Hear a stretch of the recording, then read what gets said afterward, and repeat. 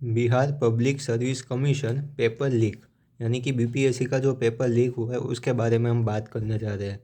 तो बीपीएससी का जो 17th प्रीलिमिनरी एग्ज़ाम था उसमें हुआ क्या, जो बापू एग्जामिनेशन सेंटर था वहाँ पे 273 जो पेपर होने चाहिए थे उसकी बजाय 192 पेपर निकले, और जो पेपर आने चाहिए थे वो सील पैक भी नहीं था। इसलिए स्टूडेंटों को पता चल गया कि ये पेपर लीक है, और उसके बाद से ये सब प्रोटेस्ट शुरू है। अब ये जो पेपर है बीपीएससी का, वो स्टूडेंट को एसडीएम और डीवाईएसपी तक की पोस्ट देते हैं, यानी कि बहुत ही हाई पेपर होता है। तो जो ये पेपर लीक हुआ वो एग्जामिनेशन सेंटर, बापू एग्जामिनेशन सेंटर पर पता चला है कि ये पेपर लीक हुआ है, लेकिन पेपर जो है वो पूरे बिहार में लीक हुआ है। तो उसकी वजह से सरकार ने क्या निर्णय लिया कि जो एग्जामिनेशन सेंटर है वहाँ पे 4 जनवरी को री एग्ज़ाम होगी। अब हम इसे सरकार की इंटेलिजेंसी मान सकते हैं। अब आगे इस पेपर लीक की वजह से क्या क्या हुआ वो देखते हैं। तो एक स्टूडेंट ने सुसाइड कर डाला है, और जो स्टूडेंट है वो पूरे ही री एग्ज़ाम की बात कर रहे हैं, लेकिन एक स्टूडेंट के सुसाइड करने से क्या होगा, सरकार को कुछ फर्क नहीं पड़ता। इसलिए कम से कम अगर 100 या उससे ज़्यादा स्टूडेंट सुसाइड करेंगे तब जाके सरकार को कुछ पता चलेगा। अब इसके बाद जो पटना में शांति मोर्चा निकाला न्याय के लिए, तब स्टूडेंट के ऊपर लाठीचार्ज हुआ और वाटर कैनन से हमला हुआ। ये जो किया है वो पुलिस ने किया है।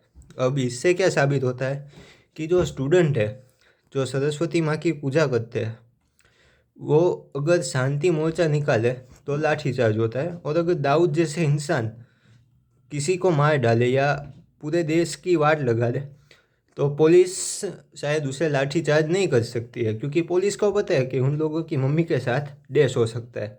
देयरफॉर इंडिया में जो दाऊद की रिस्पेक्ट है वो स्टूडेंट से कहीं ज़्यादा है। देखिए, पेपर लीक की बात करें तो नीट पेपर लीक और बीपीएससी पेपर लीक अब आम होने वाले हैं भविष्य के समय।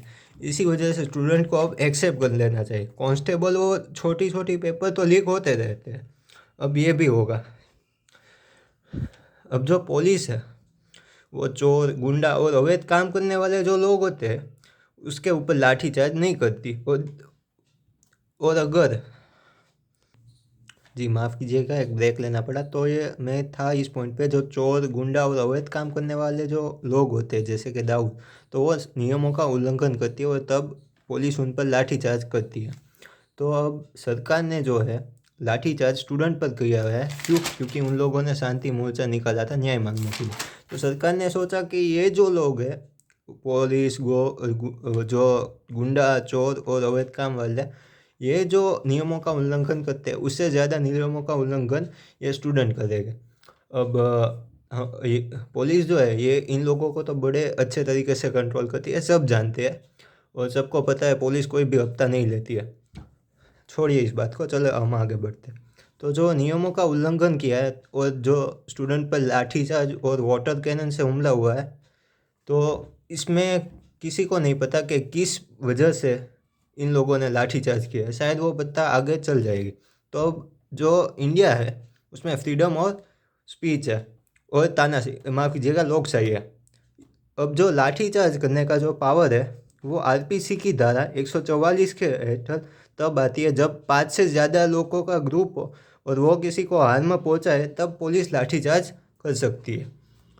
चलिए हम आगे बढ़ते हैं। अरे, ये तो पुलिस के पहनने की चीज़ है। चलो, तो पुलिस ने क्या सोचा कि स्टूडेंट है वो इंडियन सिस्टम को कोई नुकसान पहुंचाएंगे, इसी वजह से उन लोगों ने लाठीचार्ज किया। जैसे कि दाऊद ने जो इंडियन सिस्टम को जो नुकसान पहुंचाए, ऐसा ही नुकसान स्टूडेंट पहुंचाएंगे। तो इस बात से हमें क्या पता चलता है, तो पता ये चलता है कि जो पुलिस है वो स्टूडेंट जो वर्शिप ऑफ सरस्वती माँ करते हैं, यानी कि सरस्वती माँ की पूजा करते हैं, वो लोग, जी माफ़ कीजिएगा बोलने में भी शर्म आती है, वो लोग चोर, गुंडा और अवैध काम करने वालों से ज़्यादा ज़्यादा आबरू धराते हैं। और इसी वजह से इंडिया जो है वो विश्व गुरु और सुपर पावर बनने वाला है। Thank you.